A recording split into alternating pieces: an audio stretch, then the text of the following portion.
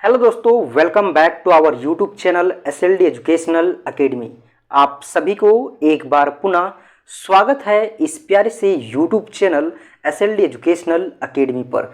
चलिए दोस्तों, आज हम लोग आगे की ओर कंटिन्यू करते हैं। और जैसा कि हम लोग प्रीवियस के लेक्चर में देख रहे थे, आपका लेक्चर नंबर 1 में आपका जो वीएसी पेपर है ना, वैल्यू एडेड कोर्स, इस पेपर के अंतर्गत जो आपको अंडरस्टैंडिंग इंडिया पढ़ना है, इस इंडिया के अंतर्गत जो आपका अंडरस्टैंडिंग इंडिया है, इससे जो भी आपका मोस्ट इंपॉर्टेंट क्वेश्चंस 1 नंबर में आ रहा था, वो सभी प्रश्न को हम लोग डिस्कस किए हैं। उसके बाद आप लोग को मैं बता दूं दोस्तों कि ये जो आपका लेक्चर है, ये लेक्चर के अंदर हम लोग देखने वाले हैं आपका 15 नंबर का प्रश्न। ठीक है, जो आपका 15 नंबर का प्रश्न है, उन सभी प्रश्नों को हम यहाँ पे देखेंगे। और बता दें दोस्तों कि ये जो आपका गेस्ट पेपर है, आपका गेस्ट पेपर है एसएलडी गेस्ट पेपर, है ना, ये आपके लिए कितने इम्पोर्टेंट है और आपके लिए कितने हेल्पफुल है, ये चीज़ आप लोग जो है वो पहले से जो लोग हमारे साथ कंटिन्यू बने हुए हैं वो लोगों को पता होगा। ठीक है, और जो लोग अभी आए हुए हैं, जो लोग नए हैं, उन लोगों को आगे कंटिन्यू रहेंगे तो उन लोगों को भी पता चल जाएगा, है ना। अब हमें इसके बारे में बताने की ज़रूरत नहीं है, क्योंकि प्रीवियस का जो पेपर हुआ है एईसीसी पेपर, उस पेपर में आपको पता चल गया होगा कि ये पेपर है वो कितना इम्पोर्टेंट है आपके लिए और कितना ट्रस्टेड है ना।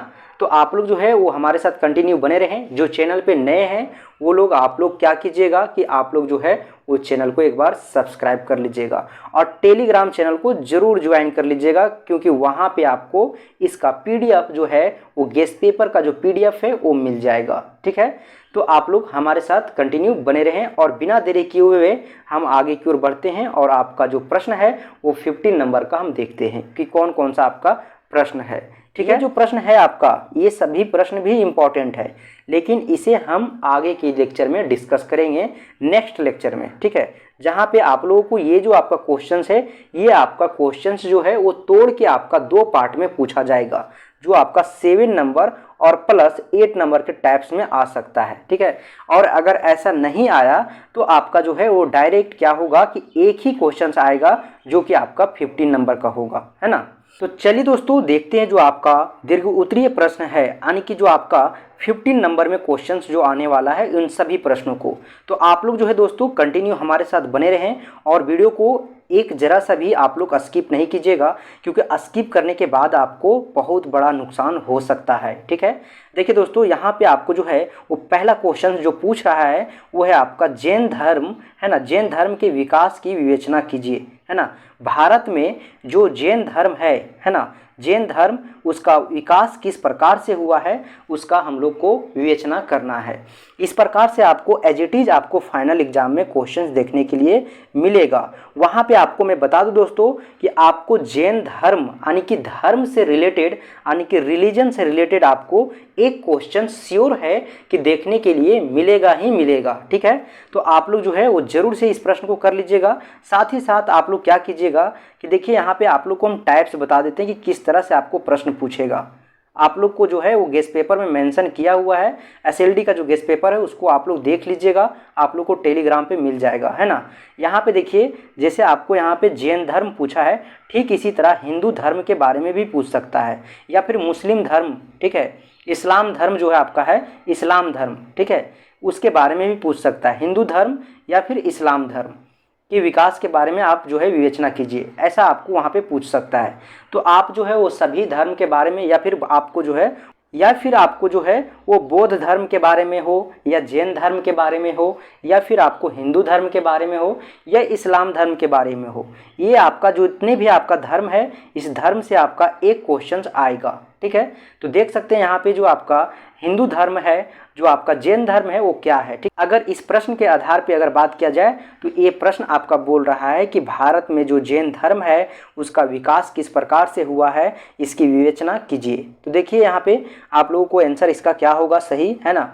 यहाँ पे आप लोग देख सकते हैं भारतीय सभ्यता का अद्वितीय हिस्सा है जैन धर्म, और जो आपका विचारशीलता और अहिंसा के मूल्यों को प्रमोट करते यानी बढ़ावा देते हुए अपना स्थान जो है वो भारतीय सभ्यता में अपनाया है। ठीक है, इस धार्मिक संप्रदाय का ठीक है। इस धार्मिक संप्रदाय का विकास समय के साथ हुआ है, ना कि एक ही बार हो गया है ना। समय के साथ एक लंबे समय के बाद जो है वो धीरे धीरे जो है परिवर्तन हुआ है, उसके बाद इसका डेवलप हुआ और इसका विकास हुआ, ठीक है। जो आपका यहाँ पे जैन धर्म है, जैन धर्म ने सांस्कृतिक, तत्कालिक और सामाजिक परिवर्तनों को अपना योगदान दिया, ठीक है। सामाजिक परिवर्तनों में जो है वो अपना योगदान दिया। साथ ही साथ देखिए जैन धर्म का आरंभ जो है वो तीर्थकार आदित्यनाथ के शिक्षाओं से हुआ था, जिन्होंने अहिंसा, सत्य, अपग्रही, ब्रह्मचर्य और अनेकता में मूल्य के सिद्धांतों को प्रमोट किया, यानी बढ़ावा दिया। इस धर्म का मुख्य लक्ष्य था आत्मा को शुद्ध करना और मोक्ष की प्राप्ति करना। जैन धर्म ने अपने स्थापना से ही जो है वो समाज में क्या किया, न्याय लाया, सद्भाव लाया और सहिष्णुता का सिद्धांत को उजागर किया, ठीक है। उसके बाद देखिए दोस्तों आगे बढ़ते हैं। आगे आपको क्या बोला जा रहा है, देखिए यहाँ पे बोला जा रहा है कि जैन धर्म जो है ना, इसको हम लोग जो है वो निम्नलिखित बिंदुओं के माध्यम से समझ सकते हैं, ठीक है। उसके बाद देखिए आपका एक एक बिंदु है, यहाँ पे थोड़ा सा मिस्टेक हुआ है कि जो आपका ये पॉइंट है, इस पॉइंट को हम लोग यहाँ पे काउंट कर रहे हैं, तो इसको आप लोग को काउंट नहीं करना है, ठीक है। यहाँ पे आप लोग समझ सकते हैं। सबसे पहले जो है आपका जैन धर्म की उत्पत्ति कैसे हुआ था, इसको देखिए। यहाँ पे देखिए जो है दोस्तों आप लोगों को यहाँ पे जो है वो क्या करना है कि यहाँ से आपका पॉइंट शुरू होता है, पॉइंट नंबर 1, ठीक है। ये आपका पॉइंट नहीं है, ये पॉइंट आपका यहाँ से प्रिंट हो गया है, बट इसको आप लोग को पॉइंट में काउंट नहीं करना है। पॉइंट यहाँ से शुरू हो रहा है, उत्पत्ति, उसके बाद देखिए तत्वज्ञान, उसके बाद धर्मशास्त्र, उसके बाद तप है, फिर आपका तप, त्याग और अहिंसा, ये तीनों आपको इसी पॉइंट के अंतर्गत आपको पढ़ना है। फिर आपको देखिए आगे जो है वो क्या बोल रहा है ना। आगे आप लोग देख सकते हैं, आगे यहाँ पे है जो दोस्तों जैन धर्म, ठीक है, जैन दर्शन, जैन साहित्य, सामाजिक प्रभाव, और उसके बाद है आर्थिक प्रभाव, फिर है आपका देखिए यहाँ पे स्थानीय प्रभाव, है ना। स्थानीय प्रभाव जो है वो क्या है जैन धर्म का, वो भी आप लोग देख सकते हैं, यहाँ पे लिखा हुआ है। जैन धर्म के आर्थिक प्रभाव की विवेचना विशेष रूप से व्यापार और धन के संबंध से है, ठीक है। उसके बाद स्थानीय प्रभाव, यहाँ पे देखिए जैन धर्म में स्थलीय स्तर पर प्रभाव विवेचना और जैसे कि जैन मंदिर, जैन समुदायों के स्थानीय संगठन से है। उसके बाद देखिए दोस्तों समकालीन परिवर्तन, उसके बाद विवाद, और फिर जो है दोस्तों देखिए आगे क्या है आपका, आगे जो पॉइंट है वो है आपका अंत धार्मिक संबंध, उसके बाद है वैश्विक प्रभाव, और फिर है आपका लास्ट पॉइंट जो है आपका वो भविष्य की परिकल्पना, ठीक है। भविष्य की परिकल्पना, ठीक है। जैन धर्म के भविष्य की परिकल्पना और आपका उसका निर्माण का माध्यम का विवेचना आपको इस पॉइंट के अंदर मिलेगा, ठीक है। तो इस प्रकार से जो है आपका दोस्तों ये प्रश्न था। ये प्रश्न जो है आपका बहुत ही इंपॉर्टेंट है और ये प्रश्न आपका एग्जाम में आएगा, और अगर ये प्रश्न नहीं आया तो आपका इसी टाइप से आपको जो प्रश्न आएगा वो टाइप्स हम आपको बता दिए हैं, आपका उसका क्वेश्चंस और साथ ही साथ उसका उत्तर जो है आपको इस पीडीएफ में मिल जाएगा। ये पीडीएफ आपको टेलीग्राम पे आपको मिल जाएगा, ठीक है। तो आप लोग टेलीग्राम चैनल को ज्वाइन कर लीजिएगा। चलिए दोस्तों आगे बढ़ते हैं और देखते हैं। देखिए ये जो आपका प्रश्न है ये आपका कोई खास इंपॉर्टेंट नहीं है, लेकिन आपको इसको कर लेना है एक बार, ठीक है। उसके बाद आगे बढ़ते हैं दोस्तों। देखिए ये जो आपका प्रश्न है 3, ये बहुत ही इंपॉर्टेंट है। ये 99% क्या आपका 100% इंपॉर्टेंट है। ये आपका एग्जाम में आएगा ही आएगा, है ना। यहाँ पे देखिए, यहाँ पे जो है आपको बोला है भारत में स्वतंत्रता संग्राम में महात्मा गांधी की भूमिका पर प्रकाश डालें, है ना। ये है आपका प्रश्न। यहाँ पे देखिए आपको इस तरह से भी पूछा जा सकता है कि भारत के स्वतंत्रता संग्राम में महात्मा गांधी का जो भूमिका है उस पर प्रकाश डालने के लिए बोला है। अगर इस पर नहीं बोला जाए तो आपको सुभाष चंद्र बोस के बारे में भी पूछा जा सकता है कि सुभाष चंद्र बोस की जो स्वतंत्रता संग्राम में भूमिका था उसके ऊपर प्रकाश डालिए, है ना। तो यहाँ पे आप लोग देख सकते हैं किस प्रकार जो है महात्मा गांधी का भूमिका था हमारे स्वतंत्रता संग्राम में। चलिए दोस्तों देखते हैं इसका सही उत्तर क्या होगा। देखिए यहाँ पे क्या बोल रहा है, महात्मा गांधी भारत में स्वतंत्रता संग्राम के अद्भुत विचारक और महान नेता थे। उनका योगदान जो है वो भारतीय इतिहास में अद्वितीय था, ठीक है। उनकी भूमिका ने स्वतंत्रता संग्राम को एक नया दृष्टि दिया था, एक नया दृष्टिकोण का परिभाषित किया था, ठीक है। महात्मा गांधी ने अद्भुत नेतृत्व कौशल और स्वतंत्रता संग्राम के एक अनूठा पथ दिखाया। ठीक है, महात्मा गांधी जो थे दोस्तों वो स्वतंत्रता संग्राम को एक जो है वो नया पथ दिखाने का कार्य किए थे। ठीक है, उसी तरह से आगे बढ़ेंगे दोस्तों। देखिए यहाँ पे आगे क्या बोल रहा है, महात्मा गांधी जो थे वो आध्यात्मिक दृष्टिकोण के थे, है ना। यहाँ पे देखिए आप लोग जो है वो इसे पॉइंट में भी आप समझ सकते हैं। ठीक है, महात्मा गांधी का जो है, महात्मा गांधी का स्वतंत्रता संग्राम में जो भूमिका है वो निम्न है। ठीक है, निम्न है। आपका जो है वो नीचे आपका पॉइंट दिया हुआ है, इस पॉइंट के माध्यम से समझ सकते हैं। देखिए दोस्तों, हम आप लोग को पॉइंट में इसलिए उत्तर दिए हैं ताकि जो है आप आसानी से समझ सकें, साथ ही साथ आपको अच्छा खासा नंबर मिल जाए। तो आप जो है कोशिश कीजिएगा कि सभी उत्तर का लगभग क्वेश्चन का जो है वो उत्तर जो है आप क्या कीजिए, आप पॉइंट में दीजिए। ठीक है, देखिए यहाँ पे जो पहला पॉइंट है वो है आपका आध्यात्मिक दृष्टिकोण। उसके बाद दूसरा जो पॉइंट है वो आपका है सत्याग्रह। महात्मा गांधी का जो है वो आध्यात्मिक दृष्टिकोण क्या था, देख सकते हैं।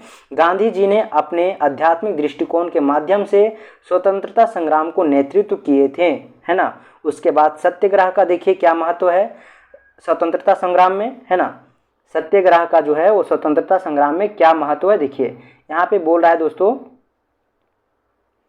गांधी जी ने सत्याग्रह को अपनाकर, ठीक है, आम जनता को जागरूक किया और उन्हें सकारात्मक रूप से संघर्ष करने के साहस दिया। ठीक है, उसके बाद देखिए दोस्तों आगे जो पॉइंट है आपका वो है आपका अहिंसा। ठीक है, उसके बाद क्या है, अहिंसा, है ना। फिर है आपका सामाजिक सुधार, फिर है आपका समर्थन, किस प्रकार से लोग जो है उसे समर्थन कर रहे थे, आप लोग किस प्रकार से लोग जो है उनका समर्थन कर रहे थे, साहित्य की प्रक्रिया, उसके बाद हिंदी और अंग्रेजी भाषा का विरोध, उसके बाद जो है वो स्वदेशी आंदोलन, उसके बाद जो आपका नेक्स्ट पॉइंट है वो है आशा सत्याग्रह। ठीक है, उसके बाद जो है दोस्तों, उसके बाद देखिए खादी आंदोलन।